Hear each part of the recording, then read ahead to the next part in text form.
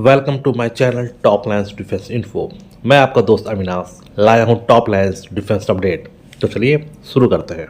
India जिस प्रकार से लगातार अपने बैलिस्टिक मिसाइल रक्षा प्रणाली बीएमडी का परीक्षण और निर्माण करके अपनी सीमाओं को सुरक्षित कर रहा है, वो काफी स्वागत योग्य है। जिस प्रकार से बुधवार को डीआरडीओ ने बीएमडी फेज 2 की AD-1 इंटरसेप्टर मिसाइल का सफल परीक्षण किया है, ये काफी सराहनीय प्रयास था और इसके साथ ही इंडिया उन गिने चुने देशों की श्रेणी में आ गया है जो कि 5000 किलोमीटर की रेंज में आने वाली किसी भी बैलिस्टिक मिसाइल को हवा में ही मार गिराने की काबिलियत रखते हैं। इस टेस्ट की सबसे बड़ी खासियत ये रही कि पहले एक मिसाइल को दुश्मन की मिसाइल की तरह फायर किया गया और उसके बाद जमीन और समुद्र में तैनात आईएनएस अन्वेष के जरिए भारतीय रडार ने उस मिसाइल का तुरंत पता लगाया और 4 मिनट के भीतर ही जमीन से जवाबी इंटरसेप्टर मिसाइल ने उड़ान भरी और टारगेट मिसाइल को हवा में ही डिस्ट्रॉय कर दिया। डीआरडीओ ने इस परीक्षण से एक साथ 2 पैरामीटर को टेस्ट कर लिया है। जहां पहला टारगेट एनिमी मिसाइल को हवा में ही रोकना था, तो वहीं दूसरे पैरामीटर में दुश्मन की मिसाइल का पता लगाने की क्षमता को परखना था। कारगिल जंग के तुरंत बाद से ही इंडिया ने पाकिस्तान के न्यूक्लियर बॉम्ब से इंडियन सिटीज को बचाने के लिए बीएमडी प्रोग्राम को शुरू किया था। इंडिया ने बीएमडी प्रोग्राम को 2 फेज में रखा था, जिसमें फेज 1 2 टायर में डिवाइडेड था, जिसमें पृथ्वी एयर डिफेंस जो कि हायर एल्टीट्यूड एटमॉस्फेयर इंटरसेप्टर के लिए था, तो दूसरा advance air defence lower altitude interceptor के लिए बनाया गया था।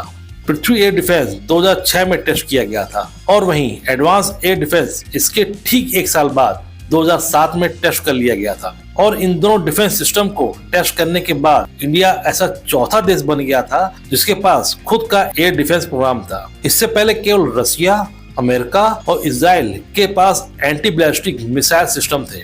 2019 में फेज 1 को सक्सेसफुली कंप्लीट कर लेने के बाद इंडियन गवर्नमेंट ने फेज 2 पे काम करना शुरू कर दिया था।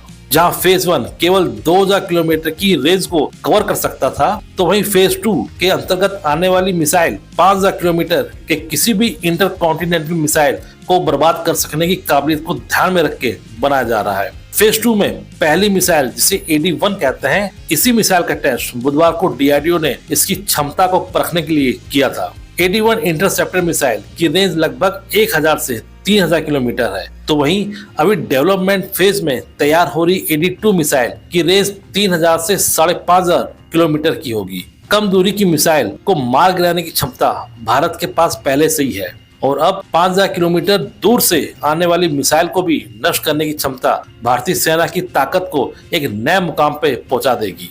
भारत की नीति कभी भी पहले हमला करने की नहीं रही है, इसलिए भी आगे के लिए ये मान के चलना चाहिए कि जब भी युद्ध होगा, भारत का मुकाबला मिसाइल की बौछार से होगा।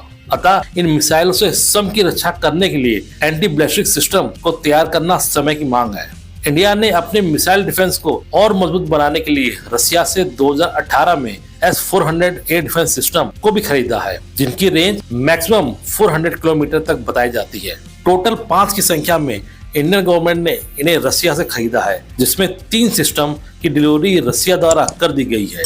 लेकिन करंट में रसिया और यूक्रेन के बीच चल रही जंग के कारण बाकी बचे 2 सिस्टम 2026 तक ही आ पाएंगे। S-400 सिस्टम की तैनाती पाकिस्तान और चाइना से लगती हुई सीमा के पास करके इनको एक्टिवेट भी कर दिया गया है। बहरहाल इंडियन गवर्नमेंट काफी तेजी से मिसाइल डिफेंस को मैच्योर करती जा रही है और भविष्य में पूर्ण रूप से अपनी सीमाओं की रक्षा पाकिस्तान और चाइना के मिसाइल से कर पाएगी।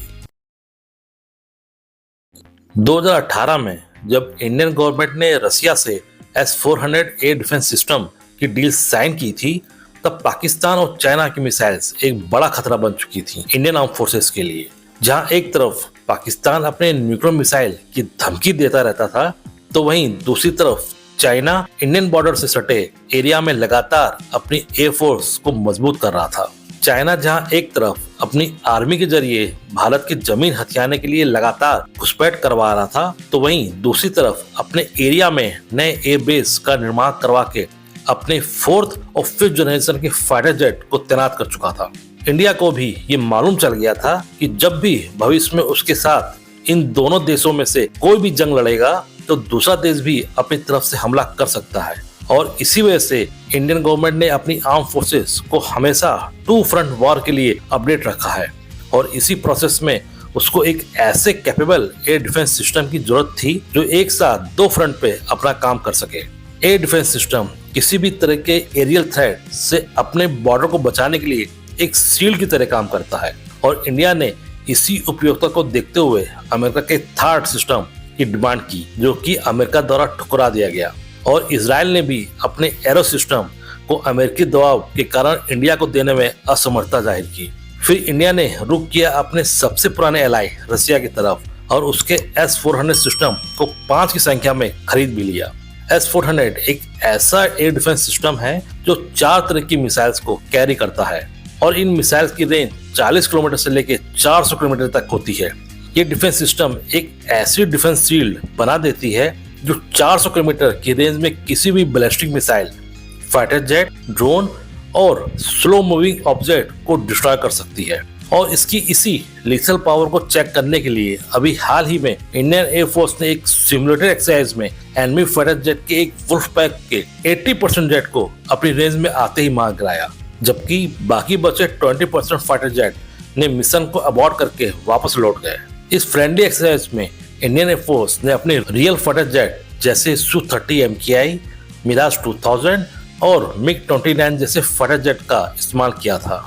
इंडियन एयरफोर्स ने S-400 डिफेंस सिस्टम की पूर्ण क्षमता का यूज करके इसकी मारक क्षमता को परखा है और इससे मिले एक्सपीरियंस को आगे भी नए तरीके की टैक्टिक्स को बनाने में हेल्प मिलेगी। चाइना भी S-400 सिस्टम का यूज करता है, हालांकि Chinese S-400 system maximum 250 kilometre तक ही कवरेज करता है और इसी वजह से इंडियन एयरफोर्स को चाइनीज S-400 सिस्टम के ऊपर एक एज मिली है और इस एक्सरसाइज से इंडियन एयरफोर्स अपने फाइटर पायलट को चाइनीज S-400 के खिलाफ ट्रेन भी कर सकता है। हालांकि अभी रसिया ने केवल 3 सिस्टम को डिलीवर किया है और जल्द ही बाकी बचे 2 सिस्टम को डिलीवर कर देगा, जिससे इंडियन एयरफोर्स अपनी डोमिनेंस को और अधिक प्रभाव से बना सकेगा। इसी तरह की डिफेंस न्यूज और फैक्ट्स की रेगुलर अपडेट पाने के लिए मेरा चैनल को लाइक और सब्सक्राइब जरूर कीजिए और हाँ, बेल आइकन दबाना मत भूलिएगा। जय हिंद।